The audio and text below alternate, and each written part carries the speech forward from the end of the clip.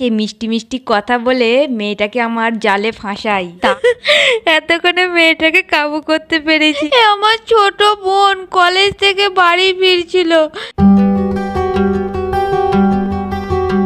বন্ধুরা, গোল্ডি তো কলেজ থেকে বাড়ি ফেরার জন্য টোটো স্ট্যান্ডে দাঁড়িয়ে আছে, আর এক অচেনা মহিলা গোল্ডির দিকে এক দৃষ্টিতে তাকিয়ে আছে। দেখে নিই এর পরের গল্পেতে কি হয়।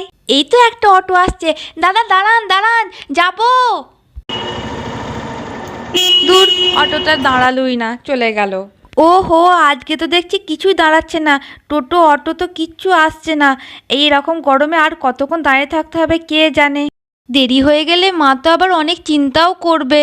অনেকক্ষণ ধরে দেখছি এই মেয়েটা একাই আছে, এই মেয়েটাকেই আজকে স্বীকার করতে হবে। যাই, মেয়েটার কাছে মিষ্টি মিষ্টি কথা বলে মেয়েটাকে আমার জালে ফাঁসাই। তারপর মুখে ওড়না বাঁধা মহিলাটা গোল্ডির কাছে চলে আসে।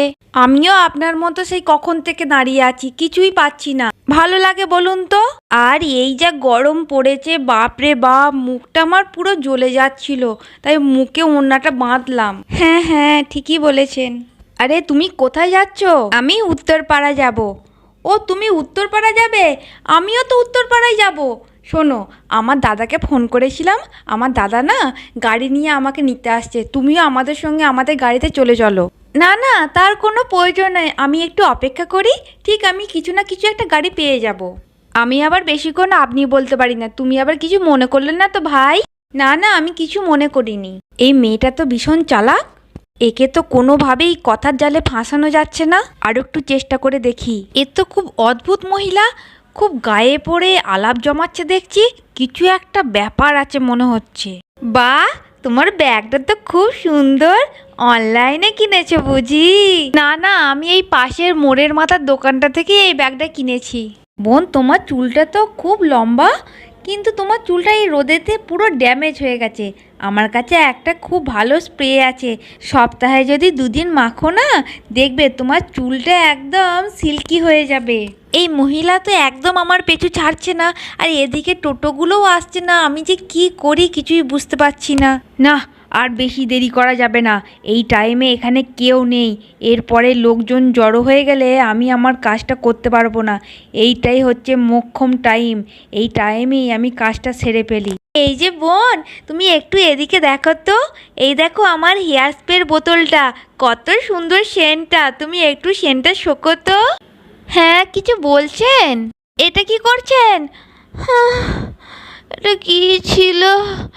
মাথা ঘুরছে, আমি আর দাঁড়াতে পারছি না, চোখটাও ঝাপসা হয়ে আসছে।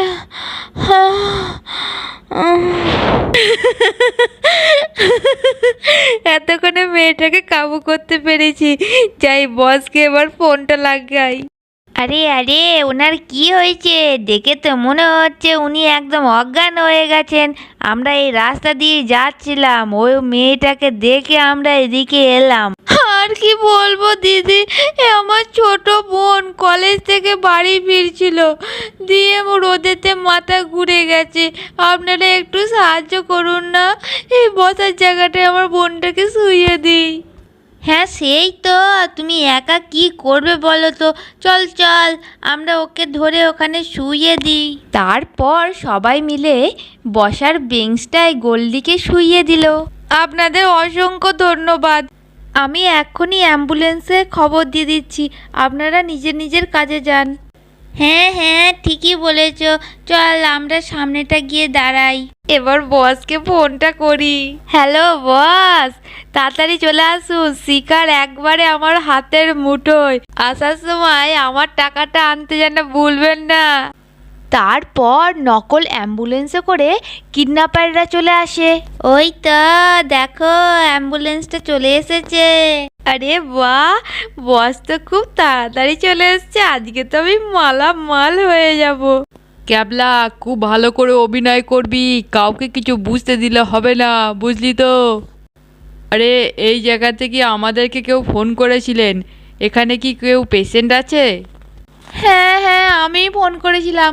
ওই দেখুন আমার বোন অসুস্থ হয়ে শুয়ে আছে, চলুন তাড়াতাড়ি করে ওকে অ্যাম্বুলেন্সে তুলে সিটি হসপিটালে নিয়ে চলুন। আরে তোমরা যে হসপিটাল থেকে আসছো, তোমাদের ইউনিফর্ম কোথায় আর তোমাদের আইডি কার্ডটাই বা কোথায়? আমরা তাড়াতাড়ি করে আসতে গিয়ে সব কিছু ভুলে গেছি। আমাদের যদি বিশ্বাস না হয় তাহলে আমরা হসপিটালে যাই, তাহলে ইউনিফর্মটা আর আইডি কার্ডটা নিয়ে আসি, তারপরেই নয় আবার পেশেন্টকে নিয়ে যাব।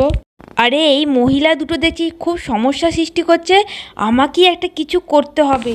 আরে না না, এতে অনেক দেরি হয়ে যাবে, আমার বোন আরোই অসুস্থ হয়ে যাবে। আপনারা আমার বোনকে তাড়াতাড়ি করে নিয়ে যান। হ্যাঁ হ্যাঁ, সেই ভালো কথা, চলুন পেশেন্টকে নিয়ে তাড়াতাড়ি করে হসপিটালে ভর্তি করি। তারপর কিডন্যাপার দুটো গোল্ডিকে নকল অ্যাম্বুলেন্সের মধ্যে তুলতে থাকে। এইবার যদি না শেষ হয় তবে কেমন হতো বলো তো? খুব খারাপ হতো। জোর খিদে পেয়েছে। আরে আরে তোরা গান থামা, সামনে দেখ খুব ভিড় জমা হয়েছে, মনে হচ্ছে কারো কিছু হয়েছে। চলো তো গিয়ে দেখি কি হয়েছে। টোটো কাকু, ওই সামনেটা নিয়ে গিয়ে দাঁড় করাও। আরে এখান থেকে তো দেখে মনে হচ্ছে এটা গোল্ডি দিদি শুয়ে আছে। টোটো কাকু তাড়াতাড়ি গাড়ি চালাও, ওই অ্যাম্বুলেন্সটার কাছে নিয়ে গিয়ে দাঁড় করাও তো।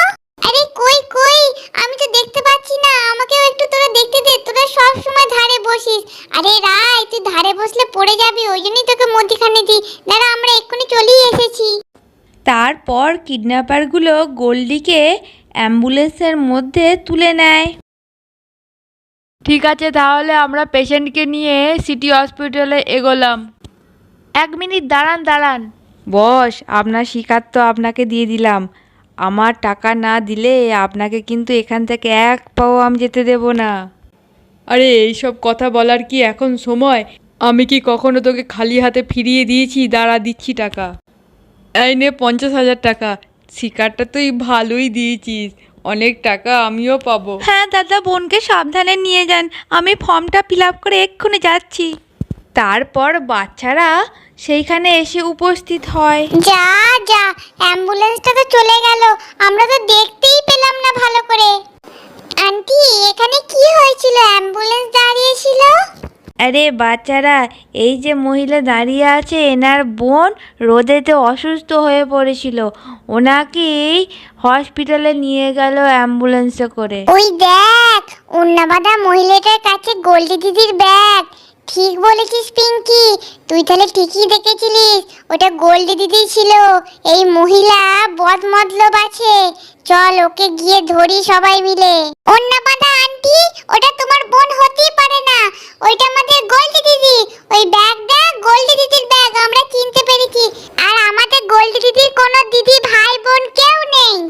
এই সর্বনাশ, এই বাচ্চাগুলো আবার কোথা থেকে এলো? এরাই আমাকে ফাঁসিয়ে দেবে মনে হচ্ছে। না, আমাকে কনফিডেন্সের সঙ্গে কথা বলতে হবে। হ্যাঁ, বললেই হলো তোমাদের দিদির ব্যাগ, এটা আমার বোনের ব্যাগ। এই ব্যাগের ওপর যে ফুলটা আঁকা আছে আমাদের গোল্ডি দিদি নিজে হাতে এঁকেছিল। না, আমাকে এখানে দাঁড়িয়ে থাকলে হবে না, আমার বোন অসুস্থ, আমাকে সিটি হসপিটালে যেতে হবে। আমি আসছি গো দিদিরা। আন্টিরা, এই মহিলা মনে হচ্ছে আমাদের গোল্ডি দিদিকে কিডন্যাপ করেছে, তোমরা প্লিজ থানাতে খবর দাও, এই মহিলাকে যেতে দিও না প্লিজ প্লিজ। বাচ্চারা যখন এত করে বলছে, নিশ্চয়ই কিডন্যাপারও হতে পারে, একে তো ছাড়া যাবে না। আমি কিচ্ছু করিনি, বাচ্চারা ভুল বকছে, আমাকে ছেড়ে দাও প্লিজ। আমি এক্ষুনি থানায় ফোন করছি, সবাই মিলে ওকে ধরো, নালে পালিয়ে যেতে পারে। না না, থানায় ফোন করো না, আমি কিছু করিনি, আমাকে ছেড়ে দাও, আমাকে ছেড়ে দাও। থানায় ফোন করার কথা শুনে তুমি এত ভয় পাচ্ছ কেন? হ্যাঁ, নিশ্চয়ই তুমি কিডন্যাপার, তোমাকে তো ছাড়া যাবে না। ধরো আন্টিরা, সবাই মিলে একে ধরো, এই গোল্ডি দিদিকে কিডন্যাপ করেছে। ধরো ধরো ঠিক ধরো। ঠিক, এই কিডন্যাপ করেছে। বন্ধুরা দেখলে তো বাচ্চারা কিভাবে কিডন্যাপারকে ধরে নিল। এর পরের পর্বে দেখব গোল্ডির সঙ্গে কিডন্যাপাররা কি করে।